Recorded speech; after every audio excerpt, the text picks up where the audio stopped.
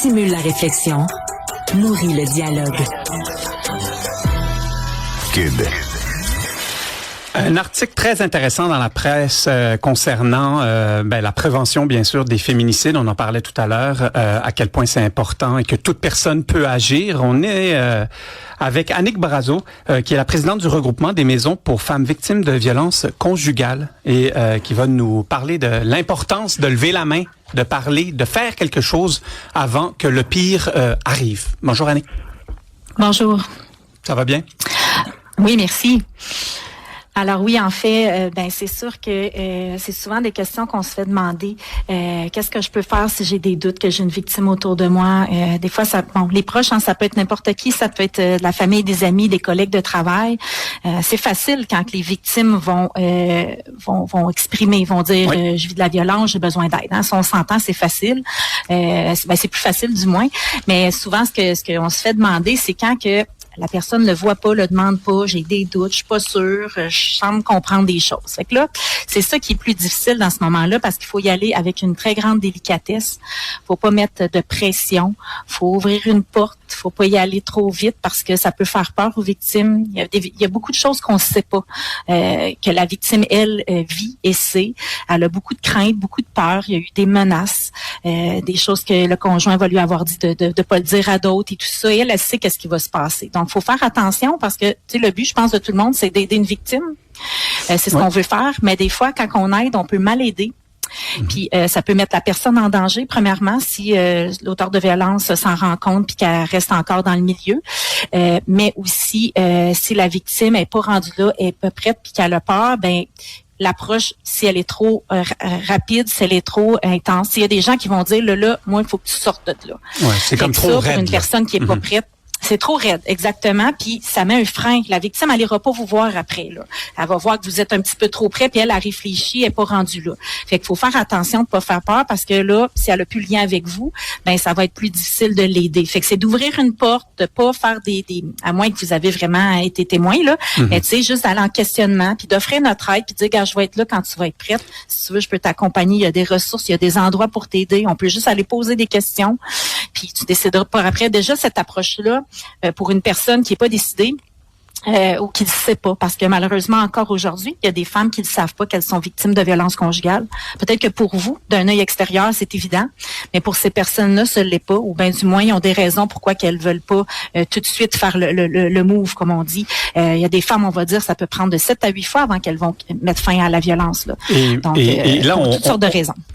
C'est quand même très important, cette discussion-là. Là, on parle des victimes. Est-ce que c'est une bonne idée, en quelque sorte, de parler aussi à la personne qui donne la violence, qui fait de la violence, au bourreau en quelque sorte. Est-ce que si je vois un ami, bien sûr, si je vois un geste direct, j'interagis, mais si je sens que j'aime pas trop la manière qu'il parle ou la manière qui démontre un contrôle envers sa copine, son conjoint, peu importe, est-ce que ce serait une bonne idée pour moi d'intervenir? Parce que je me mets dans ma situation, là, littéralement, dans la situation où j'ai un ami que je vois que j'aime pas sa manière d'agir, là. Est-ce que je devrais aller vers lui ou vers un intervenant? Est-ce que j'appelle la police? Est-ce que j'appelle une autre ressource? Qu'est-ce qu'on fait, là, pour ceux qui nous écoutent? C'est sûr que ça dépend encore là des situations. Comme vous l'avez bien dit, s'il y a quelque chose d'urgent, on appelle la police, on fait tout ça. Ça, c'est sûr. Je pense que ce qui est important, c'est de que vous soyez en sécurité, de pas prendre de risques. Mais c'est sûr que si c'est votre ami, c'est un collègue, tu sais, en gars, justement, de vous parler puis de dire, regarde, je trouve que, tu sais, c'est sûr que si on veut l'arrêter, la violence conjugale, il faut qu'il y ait des messages qui soient lancés aux auteurs de violence aussi.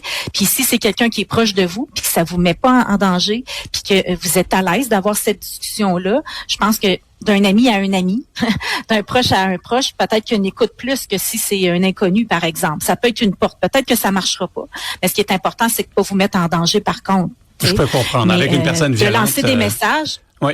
Il y a eu des fois des gens, mettons un souper de famille, un événement, il y a un commentaire qui est dit, c'est sûr que si on est capable de porter position pour démontrer que c'est de la violence, c'est aidant pour tout le monde. On vient dire que c'est inacceptable, ce geste-là. 100%. Mais, Alexandre?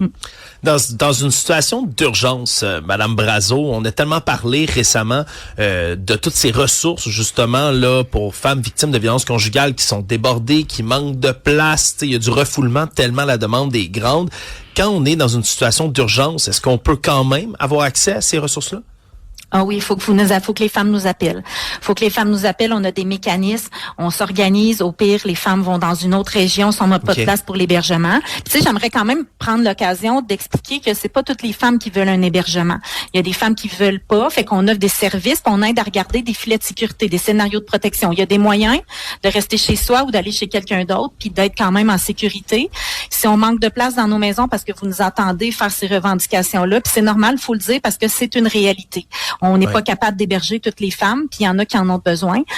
Donc, c'est important que le gouvernement nous entende là-dessus. Mais on a des mécanismes, on a des choses pour se dépanner, pour s'organiser. Mais nous, c'est pas ça qu'on aimerait. On aimerait qu'il y ait une place sécuritaire tout de suite. Tu sais, les mécanismes, les dépannages qu'on a, là, ils vont pas suffire dans le long terme. Ça fait une couple d'années qu'on le nomme. Et quand on dit que c'est important, je suis resté surpris quand j'ai lu, selon une compilation de votre organisme, qu'on parle de féminicide, donc que quelqu'un de l'entourage a eu une occasion d'agir dans près de 8 cas sur 10. 80% auraient peut-être pu être évités. C'est quand même une statistique catastrophique là à apprendre. Le premier geste à faire, oui, parler à la victime. Peut-être, si on est en sécurité, parler, intervenir envers le bourreau. Mais est-ce que c'est la police? Est-ce que c'est SOS violence conjugale qu'on appelle? Qu'est-ce qu'on fait? On lève la main, on dit quoi à qui? Mm-hmm. Ben, tu sais, comme toute situation est différente, je me permets d'expliquer aussi aux proches qui nous écoutent quand vous le savez pas, appelez-nous. Appelez-nous. SOS violence conjugale ou les maisons, selon la situation, on va pouvoir le regarder avec vous puis vous coacher un petit peu sur comment intervenir. Quand c'est des situations d'urgence, toujours c'est la police qu'on appelle. Je sais pas, votre voisin, vous entendez, ça brasse de l'autre côté, ça crie, quelqu'un veut de l'aide, c'est la police. Ça, je pense que tout est clair là-dessus. C'est plus complexe quand on ne sait pas trop puis que la personne n'a pas nécessairement demandé de l'aide. Mais c'est ça, c'est important d'agir. Si vous le savez pas, appelez-nous. Puis tu sais, là, on parle des proches, des voisins, des amis, la famille et tout ça, les collègues de travail, mais nous, on donne de la formation aussi à tous les professionnels de la santé parce que dans les féminicides aussi, pour les éviter, c'est sûr que il y a des gens qui ont été en contact, peut-être des infirmières, d'autres travailleuses sociales, d'autres personnes, des médecins. Tu sais, des fois, les femmes vont à l'hôpital, des choses comme ça. Fait qu'on essaie de les aider à détecter. Exactement. Oui, c'est ça, exactement. C'est sûr que les policiers, c'est clair, ils voient beaucoup de choses, mais il y a dans d'autres métiers que parfois on a accès, tu sais, toutes sortes de professionnels en santé, quand on a des blessures, des maux, même de l'anxiété, tout ça, faut des fois creuser un petit peu plus loin parce que c'est des femmes qui vivent de la violence conjugale. Et puis, est-ce que c'est possible de le faire, d'alerter, mais confidentiellement? J'ai une bonne amie, Anne Marcotte, que je connais bien, qui me dit souvent, quand t'as pas le courage de faire quelque chose, fais-le sans courage. Je parle pas de courage dans cette dénonciation-là, mais il y a des personnes qui ne voudraient peut-être pas que leur oncle ou que leur collègue de travail sache que c'est eux qui ont appelé la police pour dénoncer. Mm-hmm. Est-ce que on peut rester discret dans notre dénonciation? Est-ce que notre nom reste confidentiel? Je sais qu'au niveau des signalements à la DPJ, parce que tu sais, il y a des enfants aussi des fois là-dedans, puis c'est les proches, des fois c'est des choses qu'ils vont devoir faire pour assurer la sécurité des enfants. Là, il y a une certaine confidentialité qui est faite au niveau des signalements. Au niveau de la police, je vous dirais que je suis pas certaine, je suis pas au courant à ce niveau-là s'ils vont faire. Je crois que oui, si quelqu'un qui alerte, ça peut être de l'expliquer à ce moment-là, de dire j'aimerais garder ma confidentialité parce que j'ai peur des représailles, par exemple. J'imagine que les corps policiers pourront s'ajuster à ce niveau-là. Là. La CAQ a fait de grandes annonces pendant la pandémie, après la pandémie. Aujourd'hui, la campagne électorale bat son plein ou tout bientôt. Est-ce que vous avez un message à passer aux 5 principaux partis? Je crois que c'est l'occasion unique de, encore une fois, répéter à quel point vous avez besoin de support. Oui. Exactement.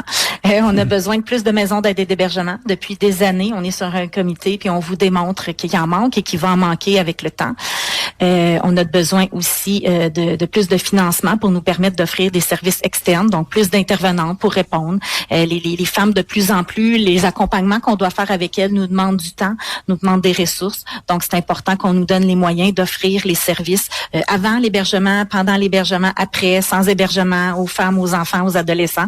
Donc, c'est important de nous donner ces moyens-là, puis toujours de nous donner le financement pour faire de la prévention, de la sensibilisation, qu'il y ait des programmes dans les écoles et partout ailleurs, si on veut qu'il n'y en ait plus de violence conjugale, parce que c'est ça qu'on aimerait, c'est tout ça qu'on veut, qu'il n'y en ait plus. Absolument. Mais il va falloir qu'il y ait des choses qui se passent au niveau de notre système aussi de la sécurité, le ministère de la Sécurité publique. Il y a des choses qu'il va falloir qu'il se passe pour que le message soit plus clair, que la violence est inacceptable, puis pour que la société, qu'on change les mentalités, qu'on donne un coup de barre là, à ce niveau-là pour arrêter la violence conjugale, puis qu'il y ait l'égalité entre les hommes et les femmes. C'est pas atteint encore. La base, malheureusement. Si ça serait atteint, il n'y aurait pas de féminicide, il n'y aurait pas de violence conjugale. Exactement. Merci Annick Brazeau, présidente du regroupement des maisons pour femmes victimes de violences conjugales. N'hésitez pas à intervenir. Merci beaucoup. Merci. Une autre vision de l'actualité.